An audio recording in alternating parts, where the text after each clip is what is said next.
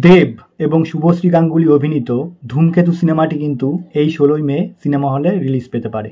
নিশ্চয়ই একটু অবাক হলেন এবং ঘাবড়ে গেলেন। কিচ্ছু অবাক হওয়ার নেই, কিছু ঘাবড়ানোর নেই, সমস্তটাই জানাবো। দেখতে থাকুন শেষ পর্যন্ত এই ভিডিওটি। নমস্কার বন্ধুরা, সম্রাট ফিল্ম রিভিউ চ্যানেলে সবাইকে স্বাগত। তো প্রথমেই বলে রাখি, দেব এবং শুভশ্রী কিন্তু বহুদিন হয়ে গেছে তারা একসঙ্গে সিনেমা করে না এবং তাদের মধ্যে কোনো সম্পর্ক নেই, কথাও হয় না। তো তাদের সিনেমা কিভাবে রিলিজ পাচ্ছে? তোমরা যারা দেবকে ফলো করো তোমরা প্রত্যেকেই জানো যে 2018 সালের সিনেমা কিন্তু এটি ধূমকেতু। এই ধূমকেতু কিন্তু 2018 সালের আগস্ট মাসে রিলিজ হওয়ার কথা ছিল, কিন্তু কোনো কারণে, বিশেষ কারণে এই সিনেমাটি কিন্তু রিলিজ দেওয়া যায়নি।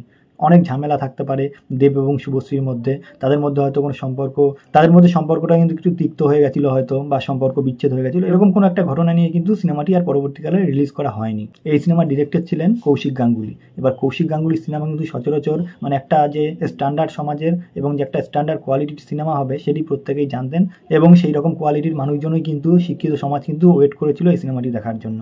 এবং সেই সিনেমাটি কিন্তু সেই সময় কোনো কারণে, বিশেষ কারণে রিলিজ দেওয়া যায়নি। পরবর্তীকালে সিনেমাটি নিয়ে কিন্তু অনেক কথা হয়, অনেক চর্চা হয়, সিনেমাটি রিলিজ দেওয়া হবে। কিন্তু এতদিন পর কিন্তু আপডেট পাওয়া যাচ্ছে এই 16ই মে কিন্তু রিলিজ হতে পারে সিনেমাটি। তো এখন ঘটনা হচ্ছে যে, আর যেহেতু এতদিন পরে রিলিজ দেওয়ার পরে দর্শকরা কিভাবে নেবে, অ্যাকসেপ্ট করবে কিনা আদৌ, সেটি কিন্তু একটা বড় চিন্তার বিষয় হয়ে দাঁড়াবে। আর সত্যি কথা বলতে, দেবের যত ফ্যান আছে তারা যদি চায়, তারা যদি মনে করে যে হ্যাঁ সিনেমাটি আমরা দেখবো, তাহলে কিন্তু একটা সাকসেসের দিকে যেতে পারে এই সিনেমাটি। যেহেতু বর্তমান সময়ে দেব এবং শুভশ্রীর মধ্যে সেই সম্পর্কটা নেই, সেক্ষেত্রে যে প্রচারের একটা সমস্যা হবে, দেবকে একাই করতে হবে বা ডিরেক্টরকে সঙ্গে নিয়ে করতে হবে বা তাদের আলাদা আলাদা করে করতে হবে, এরকম কোনো বিষয় দাঁড়াতে পারে। শুভশ্রী যে আসবে না এই প্রচারে, সেটি কিন্তু ধারণা করাই যায়। যেহেতু একটা প্রোডাকশন হাউস সিনেমাটি বানিয়েছিল, সেক্ষেত্রে সিনেমাটি রিলিজ দিতেই পারে, কারণ হয়তো তাদের টাকা পয়সা, শুভশ্রীর টাকা পয়সা মিটিয়ে দিয়েছে, বা সবার যা কিছু করার পেমেন্ট সবার করা হয়ে গেছে, এবং সিনেমাটি কিন্তু সেই সময় শুটিংও শেষ করা হয়ে গেছিলো।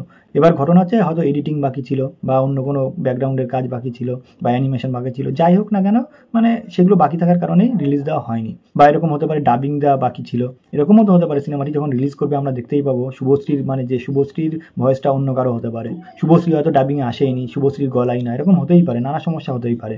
এবার সব কিছু মিলে সিনেমাটি যে অ্যাকুরেট হবে 100%, এরকম কিন্তু তারাও কোনো গ্যারান্টি দিচ্ছে না। তাই কিন্তু এই সিনেমাটি নিয়ে বেশি একটা হাইপ নেই। সিনেমাটি যেহেতু বানিয়ে ফেলা হয়েছে, সেই জন্য কিন্তু এই সিনেমাটি রিলিজ দেওয়ার ঘোষণা চলছে, কথা চলছে।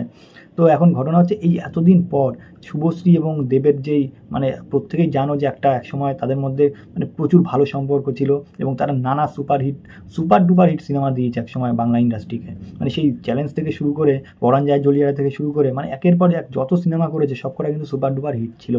রোমিও দেখেছো তোমরা, বা এরকম অনেক রকম সিনেমা করেছে, এবং আমিও কিন্তু নিজেও সেই সময়টা প্রচুর সিনেমা দেখেছি দেব শুভশ্রীর। তো তাদের মধ্যে এত একটা ভালো সম্পর্ক ছিল, সেই সম্পর্কটা এখন বিচ্ছেদ হয়ে গেল, রাজ চক্রবর্তীর সঙ্গে বিয়ে হয়ে গেল, সেই সময়টা কিন্তু তাদের সম্পর্কটা আরও বেশি তিক্ত হলো, আরও বেশি খারাপ হলো। এবং এখন বর্তমান সময় তাদের মধ্যে তো কোনো সম্পর্ক নেই, এমনকি কথাও হয় না, কথাটাগুলো হয় না তাদের মধ্যে। তো এরকম একটা পরিস্থিতির মধ্যে যে এরকম একটা সিনেমা রিলিজ দেওয়া হবে, সেটি কতদূর মানুষ অ্যাকসেপ্ট করবে, কতটা নেবে, সেটাই কিন্তু হচ্ছে এখন দেখার বিষয়। তো যেহেতু এই সিনেমাটির রিলিজ ডেট ঘোষণা হয়ে গেছে, এই 16ই মে হয়তো রিলিজ করে দিতে পারে। তো যাই হোক, এখন মানুষ কতটা নেবে সেটা হচ্ছে এখন দেখার বিষয়। তো আশা করি দেব একজন সুপারস্টার, তার দর্শক সংখ্যা তো কম নেই, এবং তার ফ্যান সংখ্যাও অগুন্তি।